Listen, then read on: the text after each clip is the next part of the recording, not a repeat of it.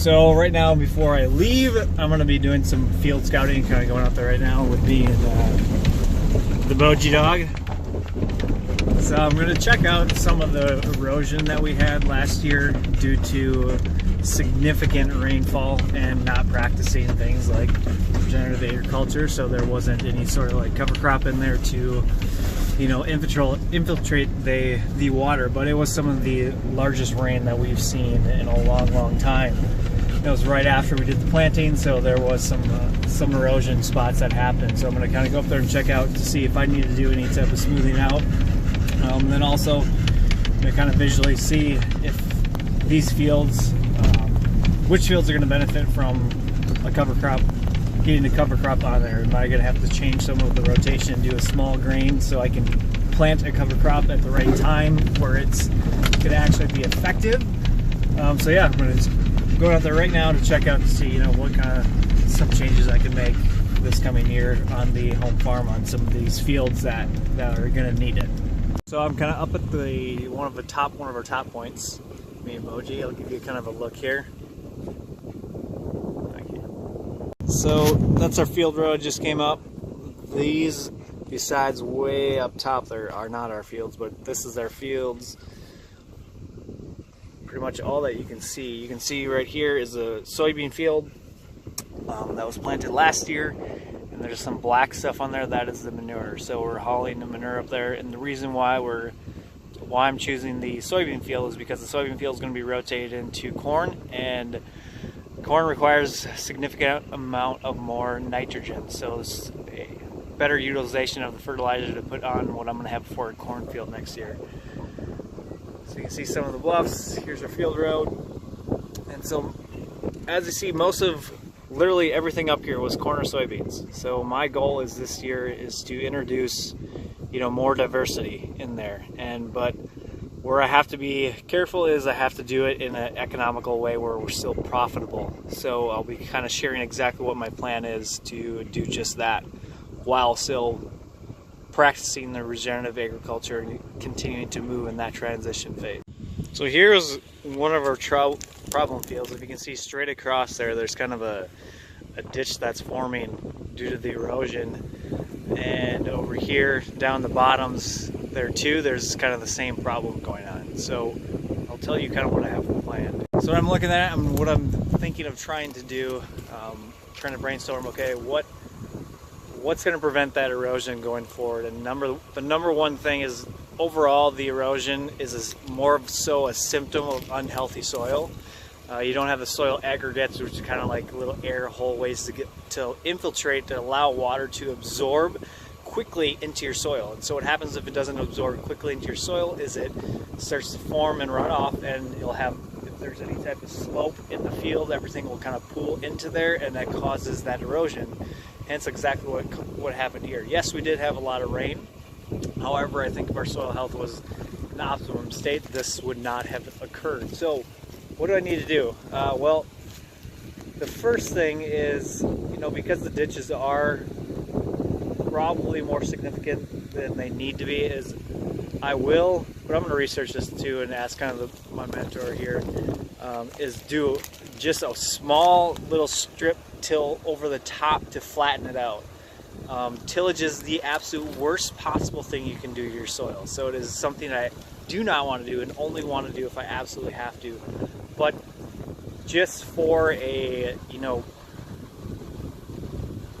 an ability to get over it without, you know, jamming yourself and not creating a huge ditch, is I think I need to do just flatten it out and then get a seed, a living seed in there as quickly as possible afterwards.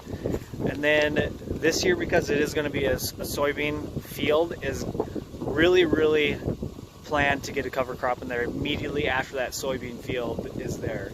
And I've also played around with, you know, rotating that field into a small grain such as, you know, oats or even wheat. The reason there is because you can get oats off in, you know, July or August, which enables you to get a cover crop in there and get more germination, more root growth through the bottom.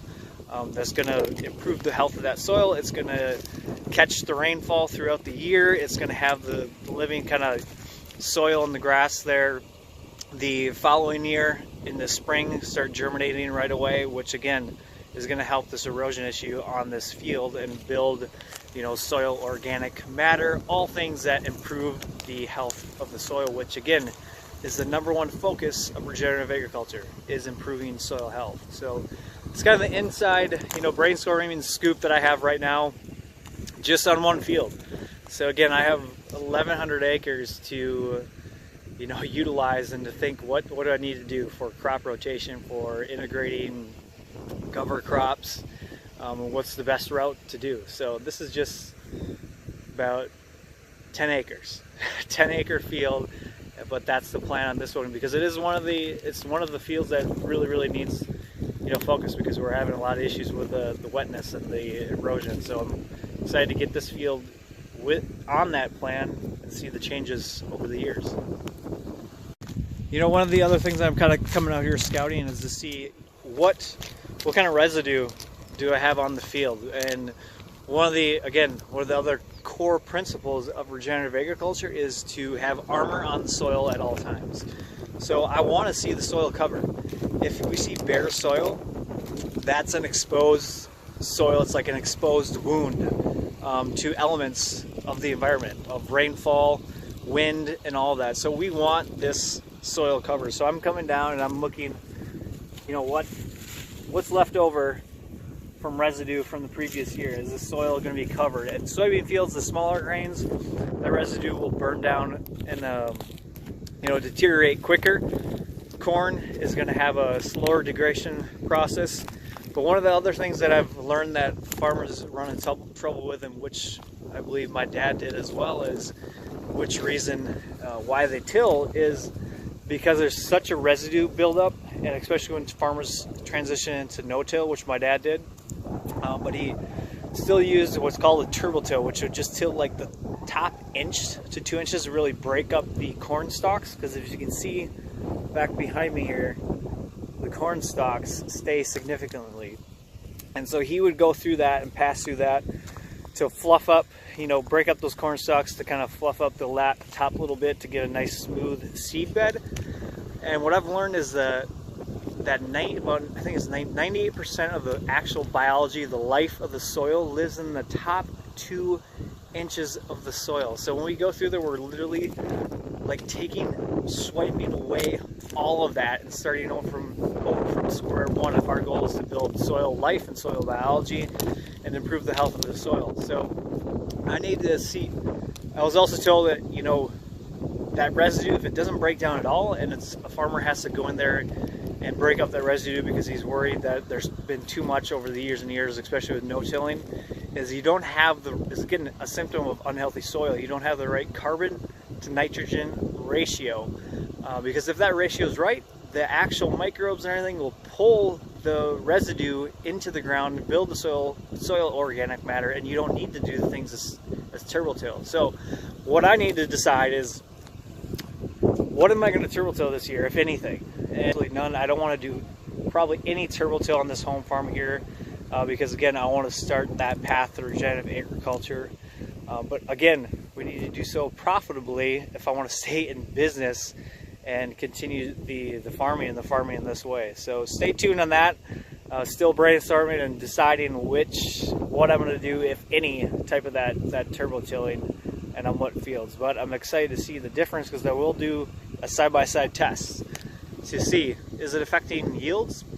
But the ultimate goal is get the soil health where I do not need to even think about using that, because the life is actually breaking down this residue as it should and building that organic matter during that year.